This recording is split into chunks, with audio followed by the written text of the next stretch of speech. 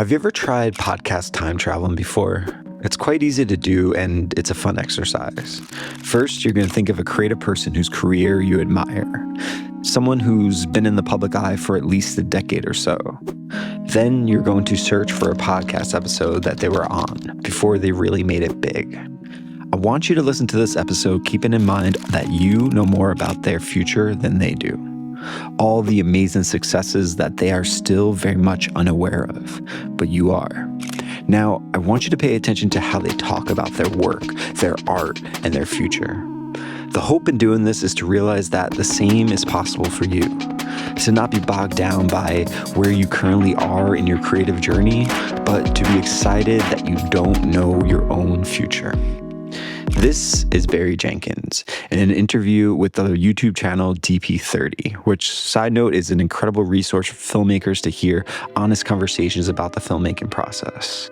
Anyways, this interview took place in the fall of 2016. Barry has just completed his second film, and it's been 8 years since his first feature, Medicine for Melancholy, a film he made for only $15,000. With his second film, though, there's more on the line. Will his $1.5 million budget film be a success?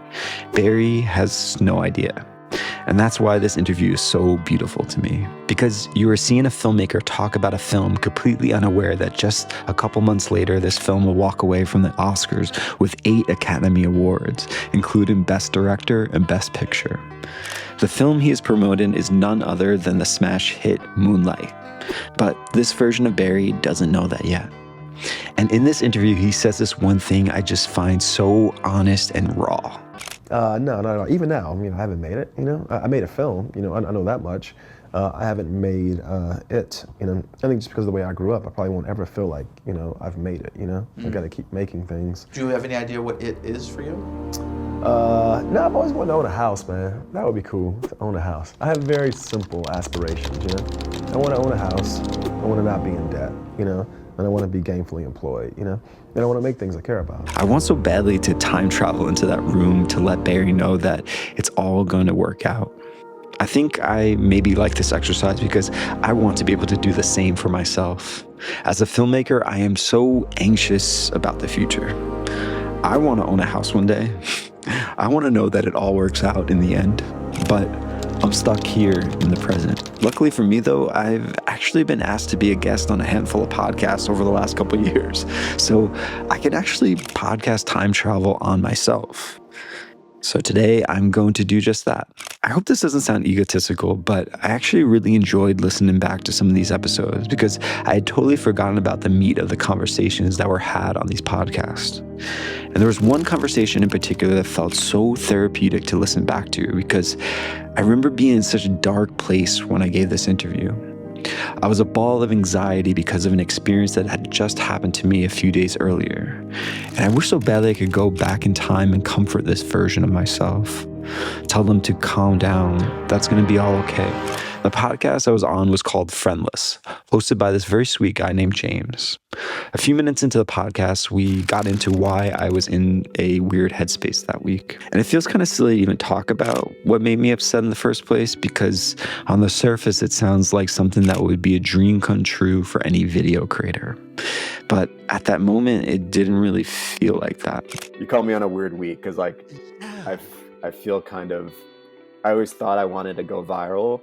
And then going viral, actually, I would be fine if I never go viral again, to be honest.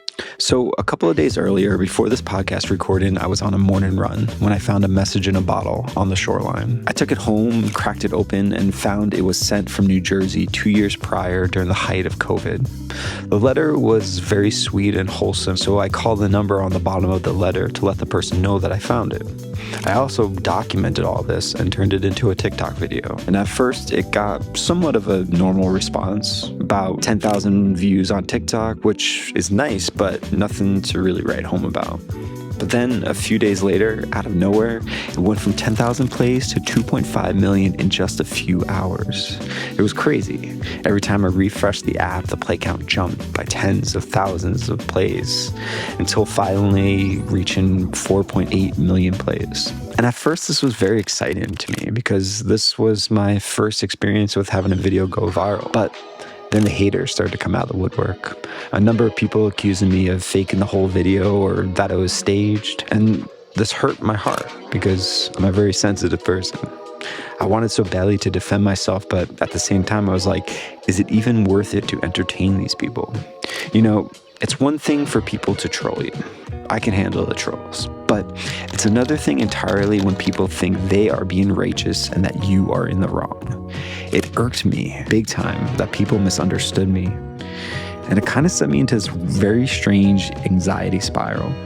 News outlets started to reach out to me for interviews, and part of me was excited about all that, but another part of me just wanted all the attention to kind of, I don't know, slow down. I just wanted the noise to stop. It's a bummer to me because like I try to be very honest in my work, and if I'm telling a story about my life, it's true. Like I'm not trying to like pull a fast one on someone. And so like I don't know, it like eats up all the space for me like mentally. Like I can't like, you know, Absolutely. just like put that to the side. So. Man, I wish I could go back and tell that version of myself two things. One, the noise will fade within a week or two, so just enjoy the ride. And two, stop looking at the comment section. Remember this, if you're a creative person making videos on the internet, if or when you have a video go viral, once it reaches about 1 million plays, please stop looking at the comment section for your own mental health. No matter how much you love the video you made, people will find unique ways to hurt your feelings. By 2025, I know this, and I try to wear every brief encounter I have with virality like a light sweater. And for the most part, I am rarely ruffled by those experiences, but I didn't know that then. And I wish so badly I could have enjoyed the ride. The news interviews, the brief influx of people finding my account for the first time. But hey, hindsight is 2020. Nevertheless, I am glad that I had this podcast episode to time travel to. It's a good reminder that emotions, both good and bad, are temporary. So if you end up taking me up on this offer to go podcast time travel with your favorite creators, let me know how it goes in the comments. Thanks for watching, and here's another video about creativity.